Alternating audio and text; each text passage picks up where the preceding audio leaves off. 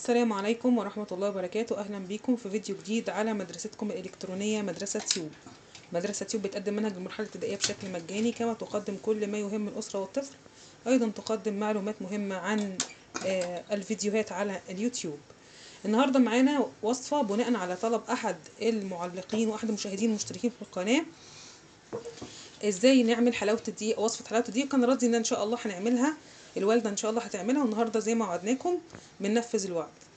طيب ايه هي المكونات بتاعتنا؟ معانا نص دقيق من دقيق السميد او السيمولينا، معانا كوبايه كبيره من السكر، ومعانا السمنه اللي هنستخدمها. وكنا عملنا السمنه قدامكم قبل كده عملي في البيت، والسمنه دي معموله عملي في البيت. ان شاء الله هنسيب لكم الرابط بتاع الفيديو بتاع ازاي نعمل السمنه في البيت في اخر الفيديو، فانتظرونا ان شاء الله. هنبتدي دلوقتي الخطوات. الاول هناخد السمنه وهننزلها على النار. خدنا حوالي معلقتين سمنه زي ما انتم شايفين.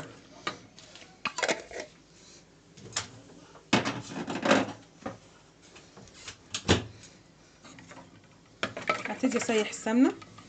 طبعا دي وجبه اقتصاديه رقم 1. رقم 2 بتدفي في الشتاء، مفيده جدا للاطفال، بتديهم سعرات حراريه عاليه، فوجبه ممتازه حقيقه ورائعه.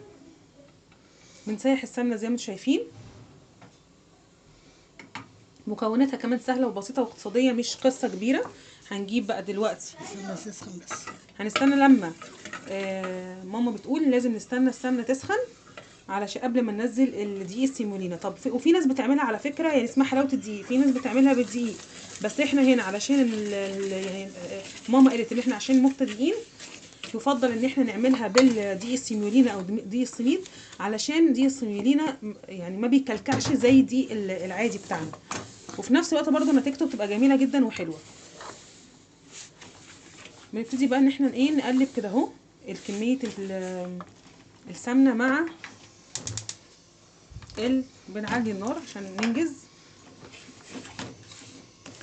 هنبتدي ان احنا نقلب كده زي ما انتم شايفين.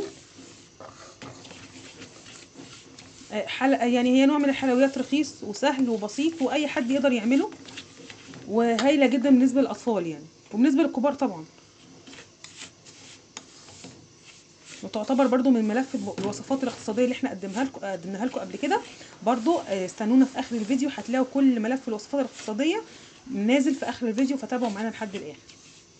بنقلب زي ما انتم شايفين عشان نوزع السمنه، ندخلها جوه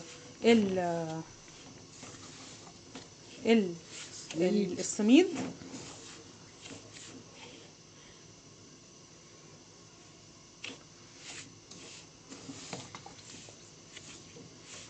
وزي ما انتم شايفين، اهم بقى حاجه ماما قالتها لي في الوصفه دي ان احنا نحمر السميد كويس قوي.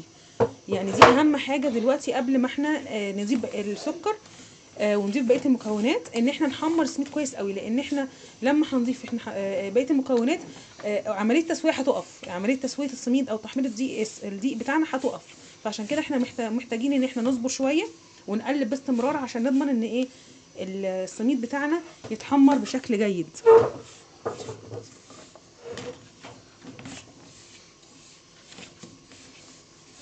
بنقلب باستمرار. هي اهم حاجه الخطوه دي عشان ما يتحرقش او يتحمر من مكان اكتر من مكان.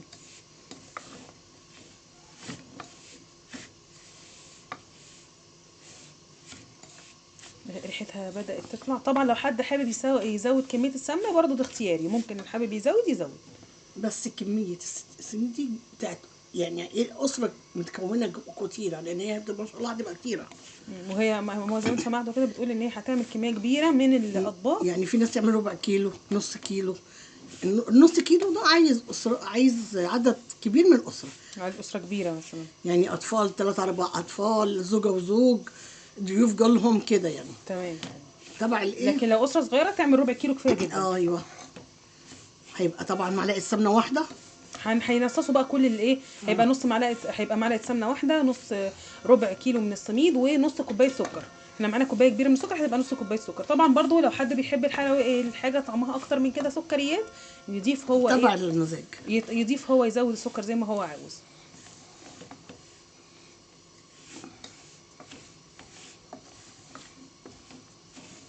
يعني هنحط عليها لبن؟ لا لا، ميه بس. هتتمسك الماده الرابطه بتاعتها هي الميه جدا. هي الميه، محتاجين بس ميه يعني، احنا نسينا نحط الميه مع المكونات في البدايه. ممكن ميه هتاخديها بالعدد، هتقولي كام كوبايه دلوقتي. ماشي. هيبان معانا القوام بتاعها المطلوب ايه، هيبان معانا ان شاء الله اثناء التسويه، فتابعوا معانا باذن الله علشان ايه، احنا مصورينها يعني خطوه بخطوه. من 3 كوبايات ميه ل 4. من 3 ل 4 كوبايات ميه على نص كيلو سميد. فتابعوا معانا على حسب ما دي هيمتص معانا.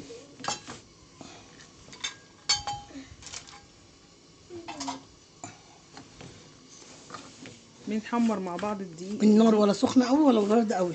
النار وسط برضو زي ما الحاجه بتقول.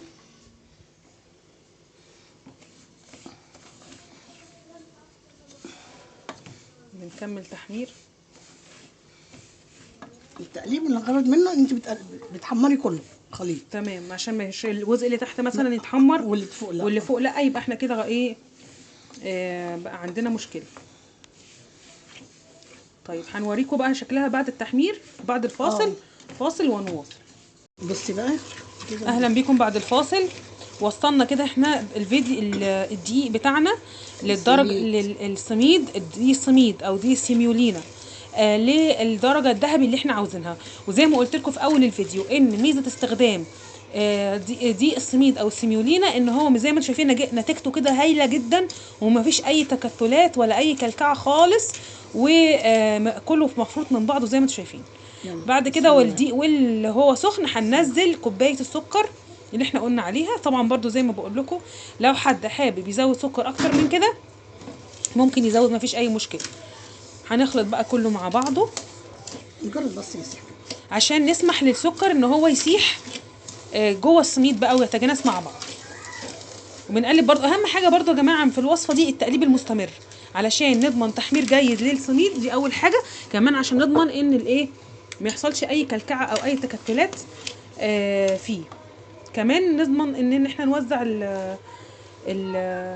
السكر بتاعنا برضو توزيع ايه جيد. طيب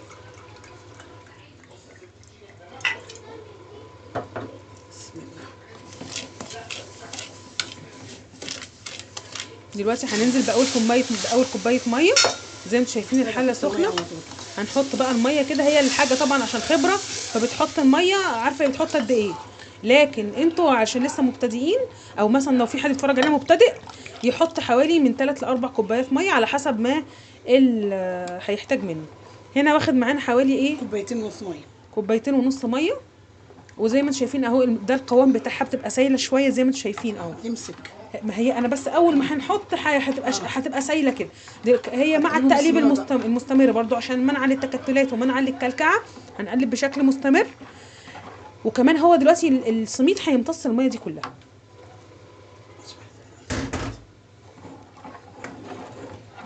نستمر مع بعض في التقليب لحد ما هتتماسك. وهتمسك بسرعه ومش هتاخد اي وقت في التماسك. يعني يعتبر الخطوه الاساسيه بتاعتنا للتحمير خلاص خلصت. هي بدات فعلا تدخل معانا وتتماسك زي ما انتم شايفين اهو على النار بتاعتنا واطيه ولا واطيه؟ منخفضه. واطيه جدا، واطيه خالص زي ما الحاجه بتقول. كل بقى الحاجات دي بتنجح معانا الوصفه، تمنع ان هي تشيط ما تشيطش مننا. التريكات دي مهمه.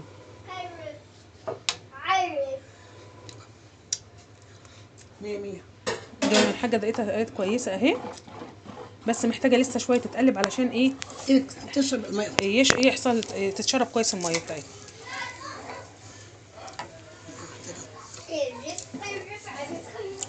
محتاجه ميه. ممكن محتاجه ميه عشان الميه بقى هنا دورها ايه، ان هي بتكمل السوا بتاع السميد. عشان يبقى السميد يبقى 3 كوبايات ميه على نص كيلو. برضو انتوا شوفوا على حسب يعني. عشان وانا بدوقها لقيت السميد محتاج يستوي. مهم بقى ان احنا ندوق، لان برضو الدقيق السميد بيختلف برضو من مكان لمكان، من شركه لشركه. فاحنا ممكن نجرب كده اثناء خلاص وهي قربت خلاص تستوي تمتص الميه كلها ندوق. والله لقينا السميد بتاعنا طري يبقى خلاص احنا كده وصلنا لدرجه السوى اللي احنا عاوزينها. ولا طري قوي ناشف؟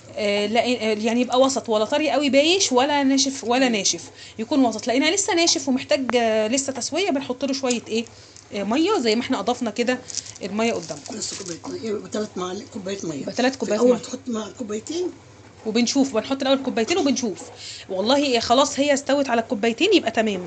محتاجه ميه تاني بنضيف كمان كوبايه.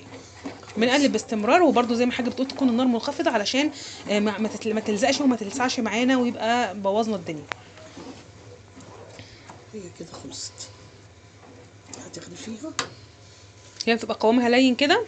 هي هتمسك كمان لسه، هتمسك. هي هتقعد مع ما تطلع بره لما تبرد بتمسك كمان. اما تبرد هتمسك. هي بتتقدم سخنه ولا بارده؟ سخنه. بتتقدم سخنه كده كويس قوي كده. هي لما تطلع بره وتتغرف هتمسك كمان زياده. هتمسك زياده. ريحتها جميله جميله جميله. خلاص هطفي عليها كده. خلاص احنا وصلنا للقوام بتاعنا اللي احنا عاوزينه. هنغرفها. هنبتدي ان احنا نغرف. هنوريكم بقى هنوريكم شكلها بعد ما اتغرفت اهي.